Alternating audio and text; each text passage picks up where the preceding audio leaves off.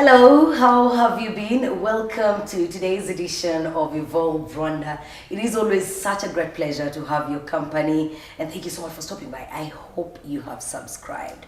If you haven't, please do so that you don't miss out on our subsequent episode. But also, you should share the link with someone that you feel should make us stop over in order to learn a thing or two from our conversations. And as we keep promising, we will bring you different personalities, people with different stories to tell, inspirational stories, stories of courage, love, passion, growth, development, all that and more. My name is Jackie. Welcome to the show, and do not forget, Evolve Rwanda is our hashtag on social media.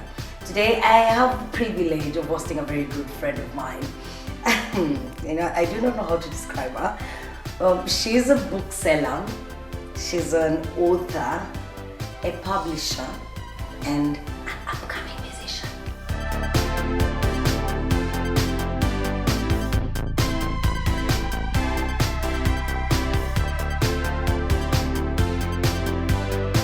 Gasana, did I leave out anything? Yes, you left. You left something very important. Which a was? mother.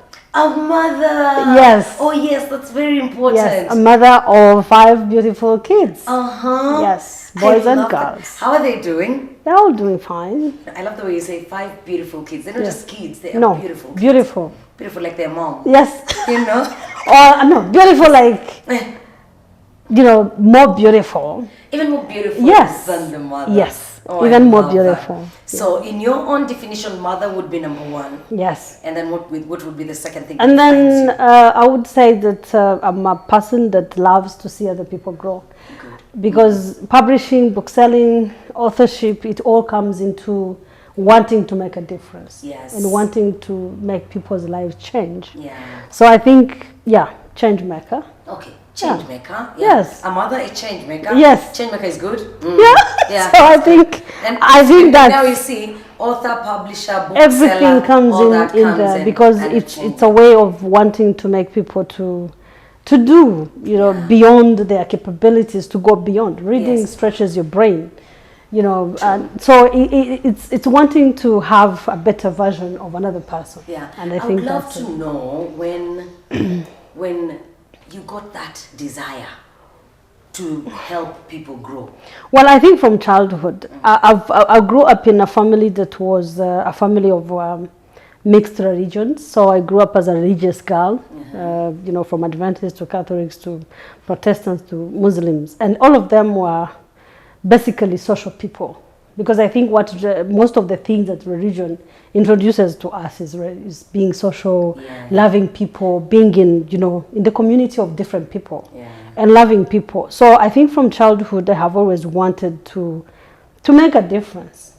I remember my life, like one day I had gone somewhere in a village, and then there was this preacher who had come to preach, and they told me, English, can you interpret for these people that don't understand English? I hold the mic to interpret when I was 11 years old. So to me, I felt like from that time, my life, I can't say that it changed completely. I was still a child. But the change. But I felt like standing in front of thousands of people. At the age of 11. And interpreting. Big man. To me, I always think about it as something that is very, very important. It was. And it caused me to feel like I wasn't living for me. Yeah. I'm living for so many other people. And from that time, I think that's when That's very true. Yeah. Because you can imagine that a visiting preacher picks an 11-year-old Yes. to stand in front of thousands of people and interpret his sermon. Yeah. So that was a calling. That is something that started early. I don't know if it is a calling, but I think... Did I use a big word? Yeah, calling is so huge. But I think it's something that was That showing. was divine. Yeah, You should that say was it was divine. Yes, you should say it was divine. But Yeah. calling is something huge. Okay, so here you are, you continue serving people Yes. within your small means. You go to school, you start working with a publishing company. Was that your first job though? No. Was it? No. In between you had very many. Yes, I had so many things. I was in the youth councils. I was in the district council at a very young age. I found myself in, talking about the youth and the challenges youth are meeting in gender mainstreaming for the youth. I had a lot of things, like so many things. And then, during my university time, and then, when I graduated, I joined the National Institute of Statistics. I worked there and I felt like things were so boring. Yeah. Excuse me. It became so Sorry, boring. I hope that was not on camera. Yeah. So I went to I was the public relations and communications, and I had just graduated, by the way, from food science and technology. So everything was weird about Food science and technology. Is that the course that you did? Yes, that's what I did at university. And then when I finished, I have never. I practice at home because I love cooking. I love making different things. So I can do my food in my motherhood. You went up to the university to come back home and cook, eh? I did a lot of things, the youth councils. I was in youth movements and clubs. Yeah. And, those kind of stuff that you do sometimes, you know. Then I was in the choir for maybe 2 years. You are a very busy person. Yes. Huh? I get bored when I'm doing one thing. That's why you always had several things going on. I think I am not a person who can sit down and be hired by Loyal FM. Royal FM can, because we can hire you for only 3 hours. Oh, okay, no. I'm talking about someone who expect me to be in the office from like the 8 to 5, the normal 8 to 5. That's yes. it. Yeah, no, from Monday to Friday, I can't. Did you ever do it though? Yes, I did at the National Institute of Statistics. I was did. the PR and communications, and I was dealing with media, and I was like, everything was weird with me because I felt like it was a world that I was being introduced to of these people who have different divergent minds and all that, and I felt like then the statistics were coming in, and then you would go to a meeting and then the statistics are here, the interpretation is here. Then the interpretation, people would not understand what statistics is. You feel like I felt frustrated. Yeah. So I woke up in the morning and told my boss, I'm sorry, but I can't be here anymore. I feel like this office is either too small or too big for me. But I think I was lucky. The person who was my boss that time, he was like, yes, I think this space is too big, it's too small for you. You need to go and grow. So I joined the NGO world. It didn't go as I planned. It had its own challenges. There was a lot of other issues, presentations, and I had disagreements with the people that were working together. Yeah, most of them were very ugly disagreements because of who I believed I was and who they believed they were. Yeah, those kind of stuff. So I felt like, let me take a break. Yes. From all this world of working. Yeah.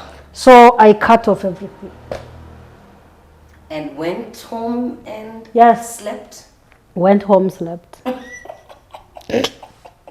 Yes, I took a break. You are weird. Yes, I am very weird. For how long did you sleep? I think I didn't sleep for so long. Did I sleep? I slept for very little. I went to Nairobi. I went to Australia.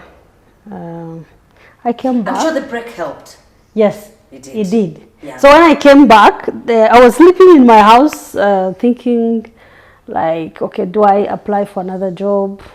Do I go and sit behind the machines of production in a certain industry, maybe, and then start producing juices and milk and butter. That. So you're just thinking. I was in that. Yet I was going through a lot of trainings. I think I had a huge number, like many opportunities to be trained, from gender mainstreaming to, HIV/AIDS being a counselor. I became a counselor. Oh my! So I somehow I don't know. Like I had a lot of things that were going on. Being a young person, a female young person in that time, I think was also an opportunity. So I was going through a lot of things until I was like, okay, where am I headed to? Yeah. you know. So that sitting, that being alone, that thinking and coming back to, okay, what do I want to do? Connected me to What publishing. direction from? Oh, wow. That's how I ended up in publishing. Okay. But if I tell you that I know how I landed in publishing, till today I don't know. You don't know. You just found yourself. The person who connected me to publishing, I don't know them. The only thing I remember was in my house and someone called me. I got this number from someone. They told me you're very good at marketing. I had never done marketing. But someone So said you how, were good at it. yes, maybe because of the PR experience in statistics, most probably. Yeah. Can you come and work with us? Then I was like, I'm not looking for a job from what I know, because I had known that either my people skills were so bad Yeah. to work with people, or You had tried it, it wasn't just going well. So I had tried to work and then I get with bored. animals. You know, like, you know, you work and then you feel like people will be in the room and they'll be speaking about things and you'll be like, well, is this all we can offer? Like, is this all? I always felt like there was You something always felt more like there was much more you to could offer yeah. than being in a boardroom and then they're talking limit about yourself. this and then someone will be like this. You know, it gets so boring. So, and then you are a junior staff. Yeah. You can't make decisions on some issues. And these issues are like, the way people are making decisions are like, you know? Yeah. It's like, no. So this guy was like, okay, can we meet? I went, met him. And he told me there's this, blah, blah, blah, blah. Explained to me how this job is the best. You know, I remember I was coming from statistics. We had just done the census.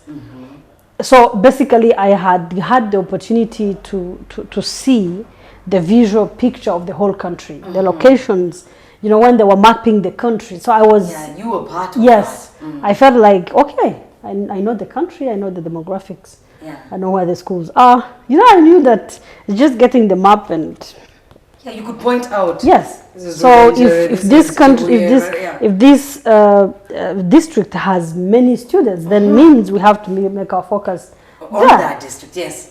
And then this one doesn't mean we can't focus. But so I was going to do marketing. So we did marketing. It was a Ugandan company. I had a contract for 3 months for consultancy. Then I worked with them, and then the Was that contract. experience different? Did you still feel like you were not cut out to work? It wasn't. It was actually it was a continuation of where I was coming Really trying from. to run away But from. this one now was more challenging because I was talking about books. First of all, I was learning about books. Yeah. Yes, I used to read. I used to be, to love books. And I think one of the things that attracted me to books is because I would read novels. But now, marketing books. Okay, first of all, I felt like I should not market books. Yeah. I felt like books carry knowledge. I should not go to tell people, you see, this biology book is more beautiful than this. You know, I felt like there was a compromise that I was making, and my heart was conflicting with what I was saying. Yeah. I felt like, doing biology, presenting to the teachers and telling them this biology is more better than this. And yet I have not read the whole book, apart from what the designers and the authors and everybody is talking about that book. I don't have a clue, Yeah. I'm selling you something that I am not sure. How did that affect your performance then? It didn't If you're affect. not conflicted. It did affect my performance. I did the marketing. I tested my skills of marketing. Okay. Let me call it like that. Yes. I went It and was a did test. marketing. But I think inside me, I was like, okay, I cannot resign from this job and this to come and do this. There's no way I can be this. You looked at the opportunities that you had, Yes. the jobs that you had resigned They were much better. They were were, much they were better, much yeah. for serving my country. They were much for, but I felt like if I go for this, then okay. So I remember I came back, then they were like, okay, we are looking for a country manager. Can you be one? I was like, no, I can't. Because I think I believe in ethics, I believe in integrity, I believe in so many other things that I didn't see when I was working. Okay. So that's something that many people tend to to shove to the side as long as they are in a good position and they are making the money they wanted to make. I know a lot of people that would compromise. You know, fine, I am a sucker for integrity, ethics, and all this, but I am making my $3,000. Yes. So why should I bother? You didn't operate like that. My heart couldn't. I think there was a lot of things that were planted in me at a very early age that were just making me to be uncomfortable. Even if I would sign that contract, I would end up just resigning the next day. Like, you know, there's that temptation. You always have that temptation. Yeah. We always want money. We always want to have a good life and a better life. But it's something that is inside me that always stops me. I remember recently there was a tender somewhere, and someone called me and be like, then I was like, the fact that you're there, I can't apply for that tender. Someone called you from the organization that yes, had the tender. And he was the one who was in charge of the tender. Yes. And I felt like, you know, the issue, I think I'm having a problem. So you didn't apply? Yes, I did. Because if I cannot apply where you are, when you're the decision maker. Like but you won't have done anything wrong. Oh, I've just called you because you qualify. Yes, but I am coming into a competition. That a competition because maybe my heart was just innocently letting you know that there's a competition here. Can you please come and compete and win? I know, maybe so yes, maybe no. I felt like my heart denied me that. I felt like there's no way I could take my document when I know Jackie and another person and maybe 4 of them make decision on that standard document, and then I am applying. Yeah. No. You know? I felt no. That's to be honest, honestly. I always fight with my team. The guys who go to the market, they market and then they come and be like, "Hey, we met so and so. He told us you know each other." Then they have a tender. Then I'm like, "We are not going." And then I think one of the guys told me, someone says they know you. Yes, especially if they know me and they're in other offices, not that specific office, I can go. But why did they? That's it. That's it. So I resigned. So I joined the Kenyan publishing company in 2010. I worked with them. Of course, there were, you know, the cons and whatever. There was a lot of issues. You know, would fight with my boss, like always. Be like, you know, until one of my bosses was like, "Are you Kenyan?" I'm like, "Yes, I am Kenyan." So you know what that means. Yes. Anyway. I wasn't a fighter, but I think I was trying to be. I was trying to be like these books we are taking for these kids. These kids are my kids.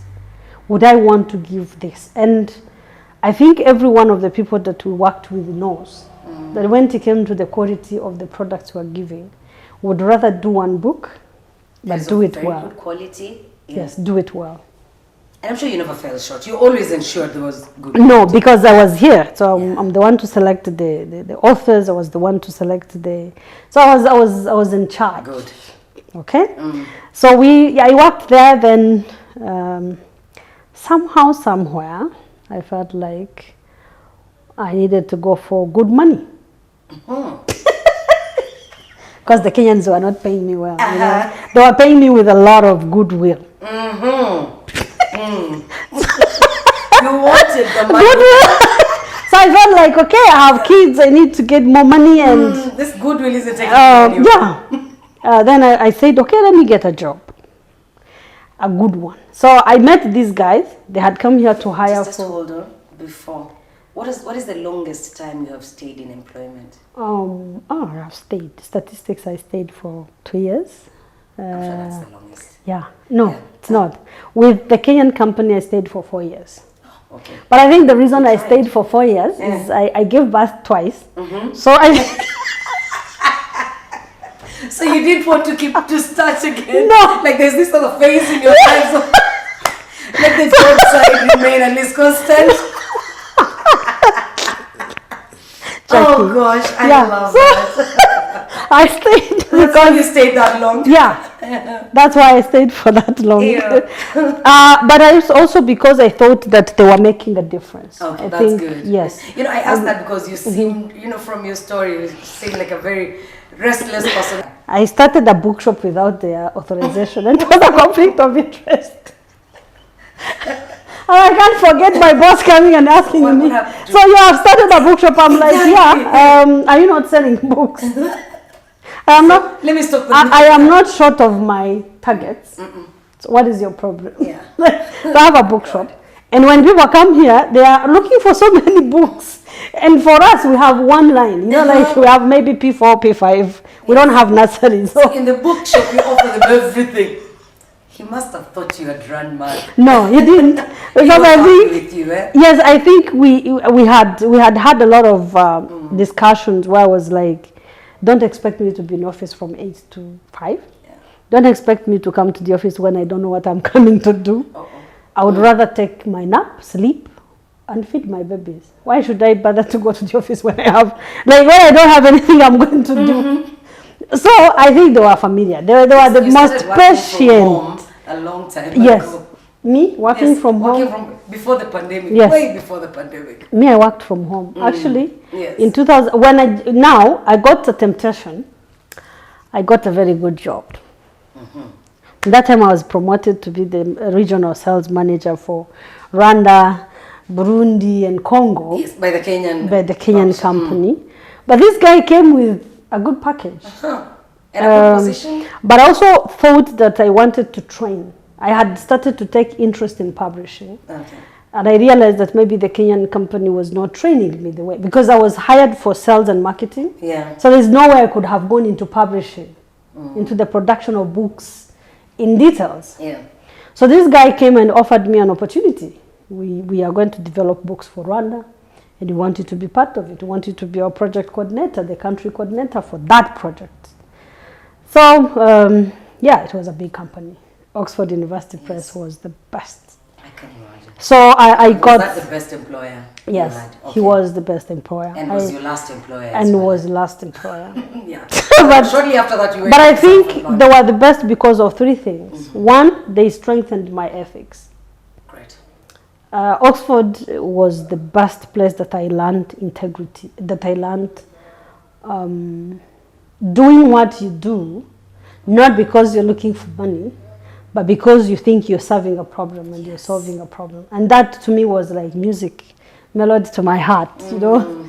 Like, don't do this if you think, you know, the code of conduct is very, very strict. So in the other places, you felt like you were trying to achieve that, but you were failing. You are alone. Yes. Doing it. Yes. No. So even them, they would have, you know, we have a difference in our paperwork and the implementation. Yeah. We have a lot of very beautiful papers, but I think the implementation page and of course you are in the market with sharks. Yeah. So everybody is trying to get what they can get. So I think it's somehow, so working with Oxford relieved me. Wow.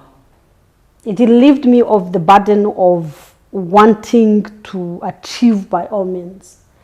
It gave me the duty of let's do the best product and let us put it in the market. The market will buy or will reject it. We don't have a problem. You know, they are, excuse me, they are not these people who are looking for money. They are not after money. They are after their name. Yeah. That's the first time that I saw a company that was so protective of their name that they can pull out of a country because of that, even if they're making a lot of money. As long as it's going to taint their image. As long as it's going to tarnish them. Tarnish their name. They were willing to cut off. And to me, that was a message. To me, that was a very good thing. You know, it doesn't mean that we are so good and, you know, but I think striving to be good is good. Yeah. You know, like wanting to be a good person is... It's a good thing. Yes. Yeah. It's what we should be trying to do. Yeah. Do you think a lot of us get lost because we are always trying to find shortcuts? Yes. Do you feel that? Yes. I think most of the times, you know, I will tell you a story. One of my sons came and told me, Mommy, I want to do he loves basketball. So he told me he wanted to do a career in basketball. So he told me, you know, with my age, if I don't complete high school, then I go into IGCSE, like General Certificate of Education, then I go for basketball. You know, he was so impatient. He wanted to become a basketball player like yesterday. So I told him, okay, let's give it try. I don't have a problem. Let's go ahead and try it out.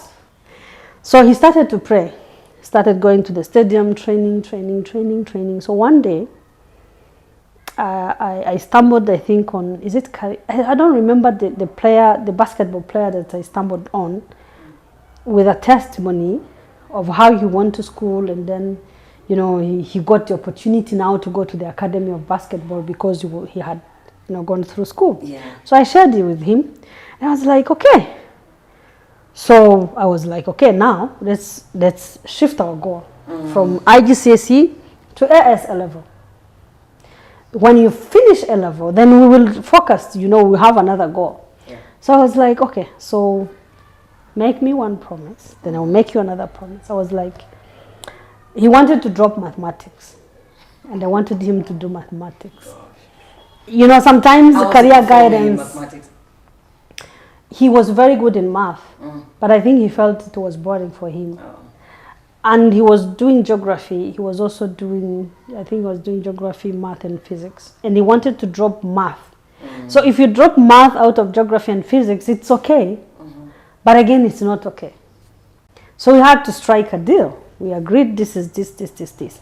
So in our agreement, I realized that most of the times we can lose focus. So when I went ahead and now started talking to him, I realized that 3 of his friends had dropped mathematics. Yeah. That's one. Number 2 of his friends had dropped out of school to go to the academy for basketball. So he had this influence, and he wanted to do a shortcut, not because that is his capacity, No. but because he felt like he was in a group of people who wanted to be like them. Yeah. He felt like he had been left alone. Yes. So he wanted to cross over. And most of the times we want to do shortcut because when I come to see you, I see the life that you live, and then I want to jump and come into that life without thinking. Yes. So I think that is where the shortcut comes without in. even knowing how many years it has taken me to live that life. Yeah. Yes, because if you talk about your experience in the media, I mean, everyone who sees you in the morning dancing, they would think I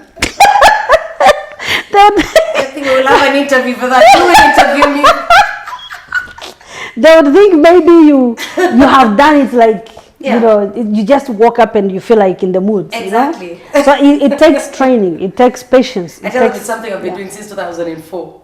And they don't 2004. Yes. 1, 2, 3, 5, 10. Yes. Oh, 15 years.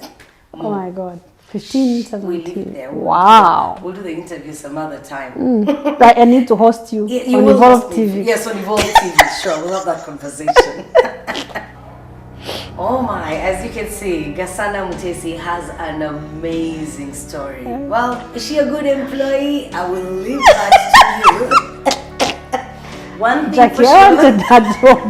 One thing for sure, she's a good friend, she's a good mother, she's a wonderful, wonderful leader. We're going to take a short break. When we come back, along the way, Gasana started a bookshop. She will tell us about the bookshop. She will tell us about a passion for writing books for children. The books you see here, this is one of them. She's written that for children. She's done Ibirori, Vinyamaswa. Vinyamaswa. You see that? And there's another one. She has Ijiti Change and which is, you see, Ingi Maziririmba, monkeys that are singing. Did I get that right? Yes. Yes, you see? So she's got all these books that she's written for children. When we come back, welcome back to Evolve Rwanda. My name is Jackie, and I'm so happy to have you here with us. I hope you've subscribed to our channel, Evolve TV. We will regularly bring you guests that we hope will inspire you to be better. That's what this show is all about, that we can be better, we can do better. Our guest this evening is a publisher, an author, a mother. She said mother is number one. And she is also an upcoming artist. She laughed when I said that because she doesn't know whether she deserves that title, but you'll get to know where that has come from. And so she's brought us up to speed. Talk to us about her life as an employee who was not a very good employee, if you ask me. But one thing for sure that you learn from her is the power of integrity, work ethic, and standing and being known for something. Ultimately, that's what I picked from that part. You know, where you say, this is what I want. And it doesn't matter what sort of organization employs you, as long as they do not speak to your values, they don't meet you at that place, you will walk out. That's something quite admirable, something that not many people do today. Well, I think people should not think that I'm a holy of holies. No. I have flaws. I'm flopped. I have, if I was to like talk about human, about myself, I have a lot of mistakes. Yeah. I have done the things that my heart doesn't allow me to do, but I find myself doing them. But I think what I strive to become is to uphold those things. Correct. Those things that I have seen, some of our fathers die for. Those things that you have seen some people sleeping hungry for. They just decide to be like, no, I cannot do this. Yes. Even if it requires me to do this, even if it is death, let me go. Let me die. You understand? Yeah. We have seen it, and I think it has been lost. And so in your mind is, if somebody did it, if someone else before me did it or upheld those values, that means I can't do the same. That's what drives you. Huh? Yes. I feel like there's someone who did it. Yes. There are other people who are still doing it today, by the way. There are people who are living for purpose. Yeah. They're living for that specific thing, and they want it, and they have the integrity they have. So when you see them, you feel like it's possible. It might be costly. It might be expensive. It might require you to have a lot of, thoughts and thinking and being like, okay, am I normal? Am I okay? But at the end of the day, some testimonies speak to us. It's something that we can decide to be like, okay, let me live for this. Yeah. We can live for our children. We can live for what we believe.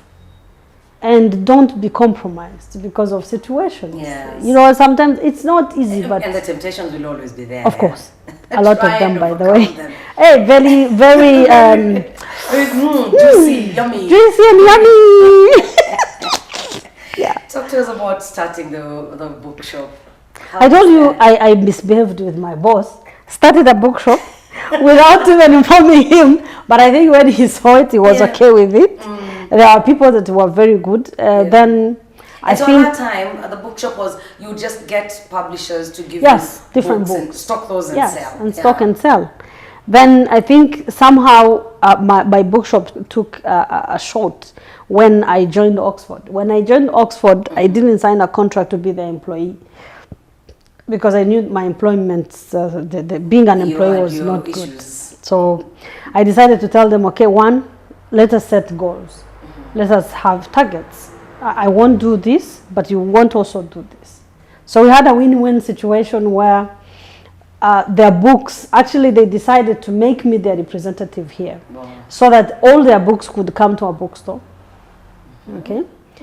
And then I would work with them, so I wouldn't go into publishing, because that was like a win-win situation. You do book selling, you don't do publishing. We do publishing, we don't do book selling. Simple. So that was the contract. You were collaborating. Yeah, so we did a collaboration, and they were coming for the government tenders, and I wasn't willing to go in for anyway. That's a story for another time. So for them, if they're doing these subjects and this, even if you're published, I think they would allow you to do that. Yes. As long as you don't compete on the same subjects.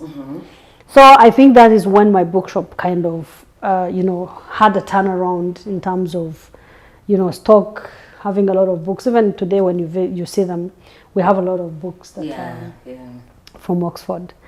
So that's how I started. Then we worked together for 2014, 15, 16, 17. And 17, I started to realize that there was still a gap. Like I always say, You're always looking for a gap. I think I'm always looking for problems. I'm always looking for challenges. My biggest problem is I get bored so easily. Yeah. Like I could be selling books, blah blah blah blah. Then when I set up, and then these girls and boys are selling books, I'm like, I cannot be going to marketing and then they are going to marketing. Yes. No way. So I should find something else. Yes. But I think Something most importantly, I came up to publishing from book selling because I love children. I love children with everything that is in me. Yeah. I can be with kids from morning to evening. I can talk to them. We can jump in the water. That's why you have 5. Yes. I'm sure if you had an opportunity, you'd give birth to another 5. Yes. Oh, goodness. I wouldn't say no. Yes. I would say no. Yes. I can't. I would. Yeah. Not because but because I feel like children are the most amazing. By the way, it's no wonder that when you thought of writing books, you actually thought of children's yes, books. children's Didn't books. think of adults. No. Yeah. Children's Okay. books, because one, they are the foundation. Two, I always take children as the future leaders, as the future, nation, as the future CEOs, the Future parents. the Jackies of tomorrow, the President Paul Kagame of tomorrow. They're all there in our laps, True. just here. Yeah. So I feel like anything that I can do, small or big, I can do it for kids. And I think because of having kids at home and seeing how amazing they are, when you don't spend a lot of time with kids, you can't understand that the PhDs and the masters we go to look for outside in the universities, they're actually in our homes. Kids teach you a lot because they teach you to be you. They teach you, they are them. They don't imitate anyone. They're not like, I want to be, they don't. Even those things that they come and tell you, I want to be like so and so. It's not the real them. It's the influence of the things that you have exposed them to. But I think the real them is, I don't want tea, I don't want tea. Yeah. But when we are growing up, we start to compromise. Like, okay, Jackie, can I give you tea? Okay, yeah, okay. I was planning to, but I will have it. That's accepting who we are not. Because you're supposed to say, no, let me have water. Yeah. And if I don't have water, I don't offer you water, you should feel okay. I don't have water. You should not be a lot. So we make a lot of calculations. Yeah. But kids are very wild at heart. They just do whatever they want, anytime they want. And it's amazing. It's amazing when you spend the whole day with kids at home and be like, Your children are very lucky to have you. How many books have you written so far? No, they are. More than 10. More than 10? Yes. What do you write about? Fun. I love fun. Like if you saw, okay, I want to teach them things, but I also want them to have fun. Like if you see, have you ever seen monkeys that organize a concert? Never. Yeah, but in this book they play instruments. Yes, they even danced. What monkeys are these? Oh, they even danced. They Yes. played the guitar. Yes, you can see. They're playing all the local the things the traditional music instruments. Actually, they're doing inore. Yes. Uh-huh. They're even doing they are doing all these things. And then there was you can see, you can even see the concert. They're dancing. I can see the concert. So these are some of the books. Isn't that book lying to children? Yes. It is for children. Lying. No, it's not lying. Where I think will children, they find a monkey that will children, their brain glows with exploration. Children like exploring things. They love things. They love to imagine things. True. So this is actually expanding their imagination. For them, when they are reading it, they'll be like, "Oh my God, this monkey was playing a guitar." I mean, it happened. But also, you will realize that, like this one, this is about water. Water, yes. So it's talking about the uses of water. It's talking about how to clean water. Cook, yes. How what the uses. Yes. Some of the things that we use it for. You see, drinking. Yeah, drinking. Watering plants. And the good thing is, even though they're in Kinyarwanda, even you, if you are to see it, the pictures, you would understand what it means. That's the beauty of the children books. And now that you mentioned Kinyarwanda, I was going to ask you if you have a specific reason for Kinyarwanda. Yes, I do. I do. I'm a Rwandan. And I think most of the times, Rwandans who will prefer most of the times, French because I can speak to you in English, I feel like that's fancy. Okay. But I think every person that doesn't have a country does not exist. And every person that has a country has a language, has a culture. True. And the best way to communicate our values and our national values and also the language, it's through our language. You know, I was telling someone recently, like, how do you make fun in English? There are things that in Kinyarwanda you cannot be able to translate.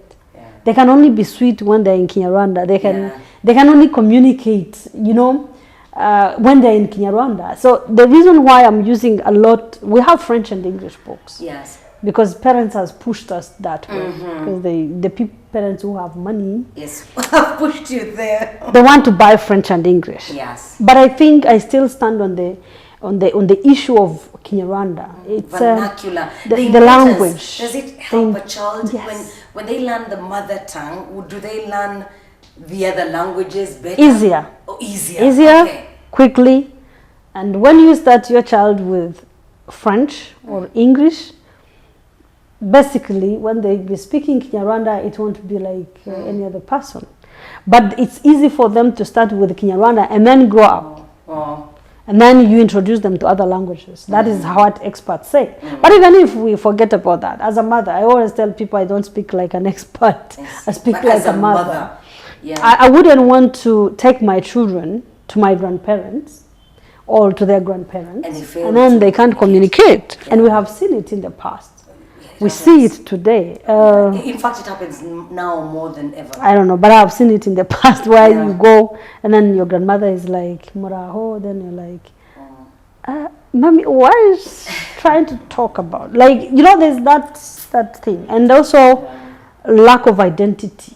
I think when you don't have your language, at the end of the day, only that people don't talk about it, you lose your identity. Yeah. Because your identity is your language, your values, your language, your country, your culture. That's you. And that's why we write in Kinyarwanda mostly. Are parents buying these books, the Kinyarwanda? Yes, not Kinyarwanda. A few of them are buying. Okay. But Kinyarwanda books are being, which is funny. You know, they're I'm being just bought, thinking, I need to buy them. They're being bought by NGOs that support us to learn schools. Our language, okay. Which is very bad. NGOs that support us. They don't have. And those NGOs, not the international yes, NGOs. They are supporting us to learn our own language. That's not good. It's not a task we should yes. give to them. Yeah. It should a task. It should be a task that me as a parent, I should be tasking them to teach me English and French. Yeah.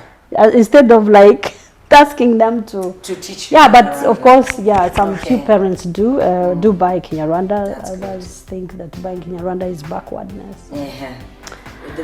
I am hoping that you have learned something from this conversation with Gasana. Personally, I have had an amazing time. She's phenomenal, as you can see, phenomenal. Gasana spends her time at Arise Bookshop in Chimirongo, but she's also on social media. You can find her there, Gasana Mutesi, and talk to her. Don't forget to use hashtag Evolve Rwanda. If you have something that you'd love to share with us, kindly go ahead and do as you heard. She's a publisher, author, mother. You could have a question regarding something that she's discussed here with us today. Please reach out.